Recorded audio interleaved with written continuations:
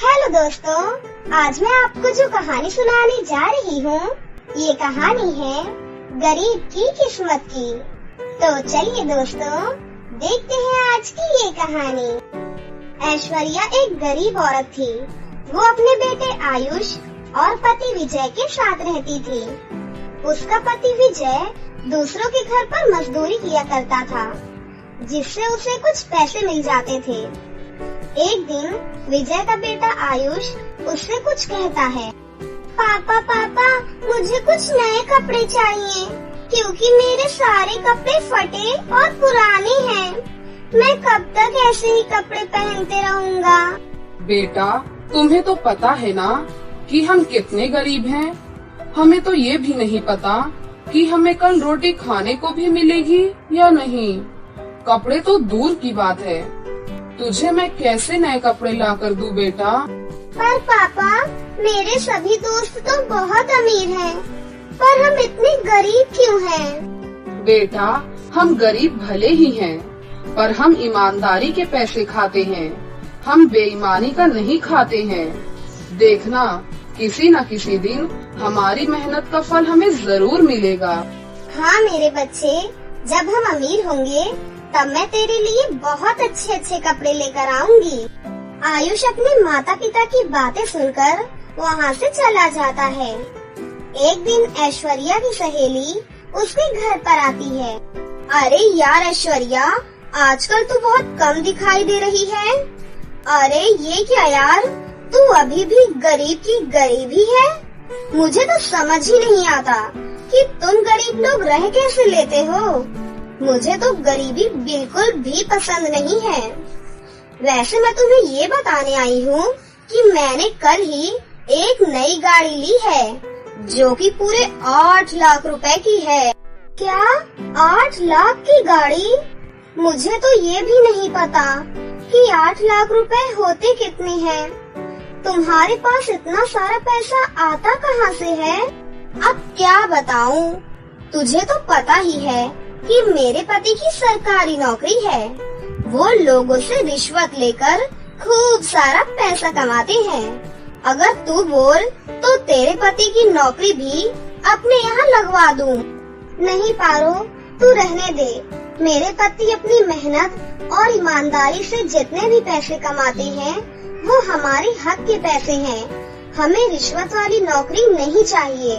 ठीक है, जैसी तेरी मर्जी। वैसे भी मैं तो तेरी भलाई के लिए ही बोल रही थी।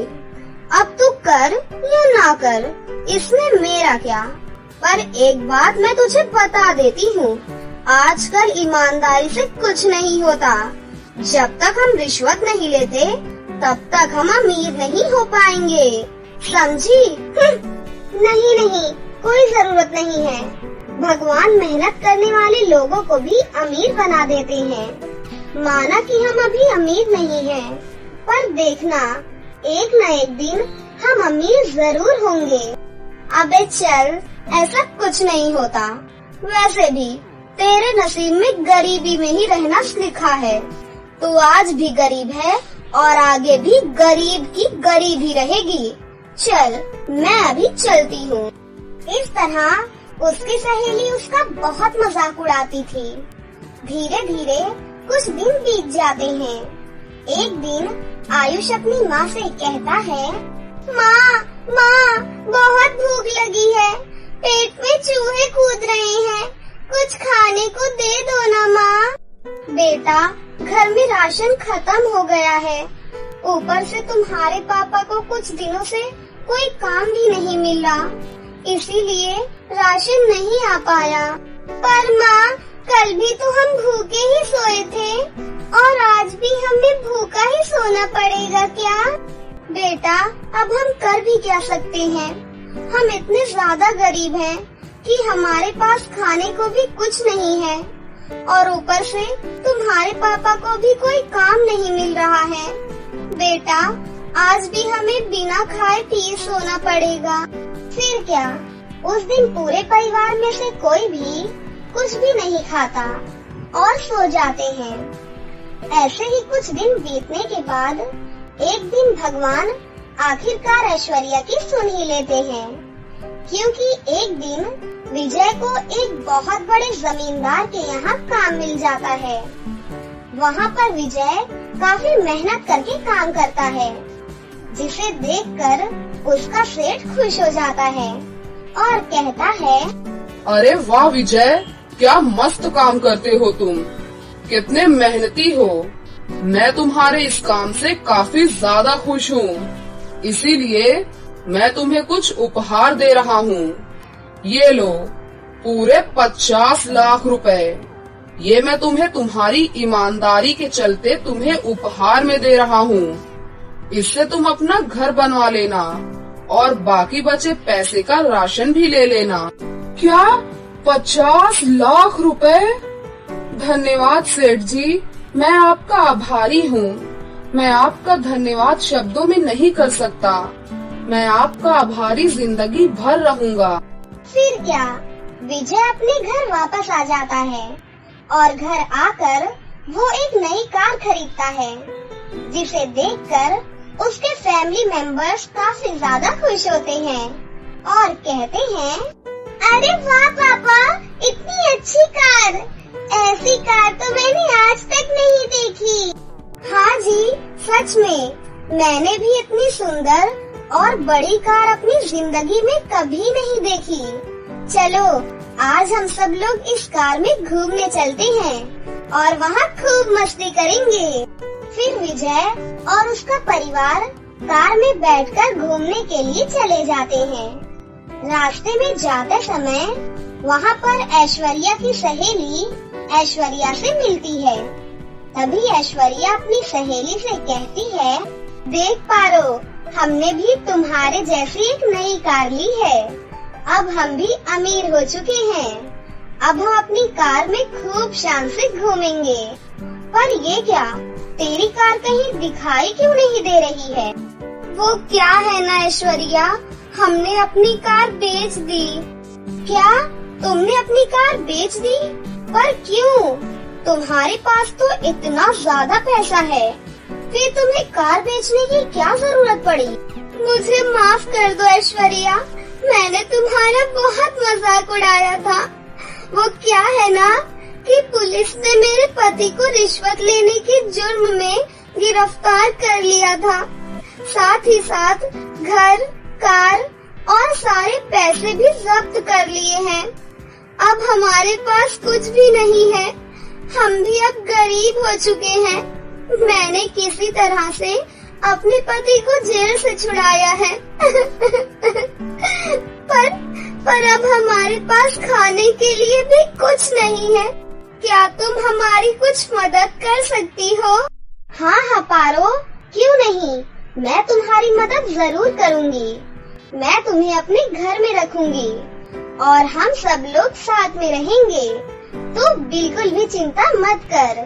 फिर क्या, ऐश्वर्या और उसकी सहेली पारो काफी अच्छी दोस्त बन जाती हैं और वो अमीरी गरीबी अब नहीं देखती, क्योंकि उनका दिल अब एक हो चुका था। इस तरह से पूरी फैमिली एक साथ अपनी जिंदगी खुशी खुशी गुजारने लगती है। बहुत समय पहले की बात है। परी लोक की रानी सपना परी को कई वर्षों के बाद बहुत ही प्यारी 2 जुड़वा बेटियां हुई, जिस वजह से पूरे परी लोक में जश्न का माहौल था। हर तरफ खुशियां ही खुशियां थी। रानी परी भी उस दिन बहुत ही ज्यादा खुश थी और फिर रानी परी अपनी दोनों बेटियों का बहुत ही अच्छे से पालन पोषण करने लगी। फिर समय के साथ साथ रानी परी की दोनों बेटियां बड़ी हो गयीं। रानी परी ने अपनी एक बेटी का नाम मोहिनी और दूसरी बेटी का नाम रूपाली रखा। रूपाली दिखने में बहुत ही ज्यादा सुंदर थी, वहीं मोहिनी का रंग सांवला था, जिस वजह से दोनों परी बहनें एक दूसरे से हमेशा जलती रहती थीं। रानी परी उन्हें बहुत समझाती, लेकिन वो किसी की बात भी नहीं सुनती थी। ऐसे ही एक दिन वो दोनों बहनें किसी बात पर एक दूसरे से झगड़ रही थी। माँ, आज फिर ये मोहिनी की बच्ची मेरा जादुई मेकअप लगाकर कॉलेज चली गई। आज मैं इसे बिल्कुल नहीं छोड़ूंगी। घर आते ही मैं उसके कोयले जैसे चेहरे को बिल्कुल काला कर दूंगी। बेटी, ऐसा नहीं करते, मोहिनी तेरी बहन है। देखो, तुम दोनों बहनें हमेशा मिलजुल कर रहा करो। थोड़ी देर के बाद वहाँ मोहिनी परी आ जाती है। मोहिनी परी के साथ एक रवि नाम का लड़का था। माँ, ये मेरा दोस्त है, मेरे साथ मेरे कॉलेज में पढ़ता है। आज मैंने इससे पिज्जा बनाकर खिलाने का वादा किया था, इसीलिए मैं इसे घर लेकर आई हूँ। ये तुमने बहुत अच्छा किया बेटी, इसी बहाने मुझे भी पिज्जा खाने को मिलेगा। लेकिन तुम कोई जादुई पिज्जा मत बनाना, अपने हाथों से खुद पिज्जा बनाना, क्योंकि जादुई पिज्जा खाते खाते मैं बोर हो गई हूँ। ठीक है माँ, मैं जादुई पिज्जा नहीं बनाऊंगी। इतना कहकर मोहिनी परी रसोई घर में पिज्जा बनाने के लिए चली जाती है। दूसरी तरफ रवि को देख रूपाली परी मन ही मन बहुत गुस्सा होती है। अरे, रवि तो बहुत ही हैंडसम है। मोहिनी ने जरूर अपनी चिकनी चुपड़ी बातों का जाल फेंककर इसे अपने जाल में फंसाया होगा। आज मैं इन दोनों की दोस्ती तोड़ कर रहूंगी। थोड़ी देर के बाद मोहिनी परी एक बड़ा सा पिज्जा बनाकर रवि के पास लेकर आती है। तभी रूपाली परी अपनी जादुई छड़ी की शक्ति से पिज्जा के अंदर कॉकरोच प्रकट कर देती है। रवि जैसे ही उठाकर पिज्जा को खाने जाता है कि तभी उसे पिज्जा में कॉकरोच दिखाई देता है। मोहिनी, ये तुमने कैसा पिज्जा बनाया है?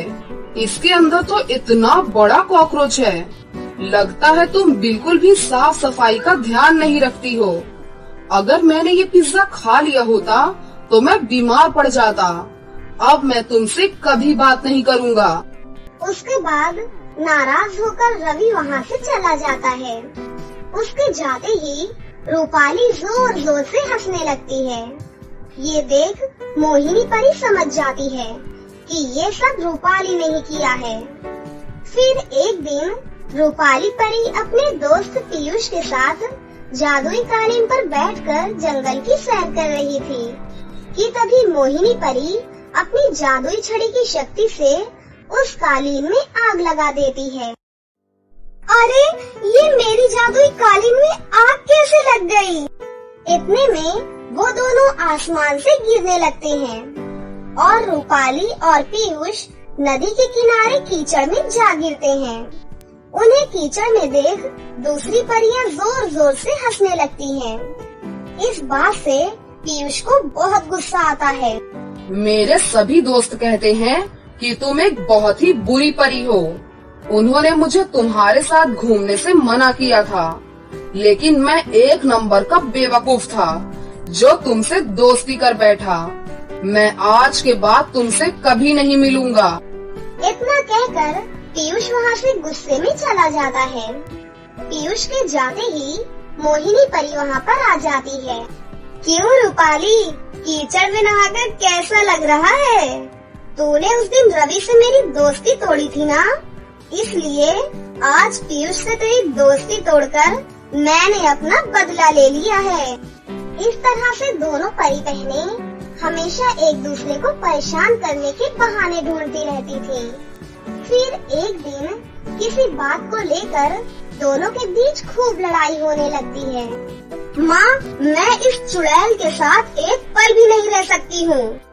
अरे जा, मुझे भी तुझ जैसी डायन के साथ रहने का कोई शौक नहीं है।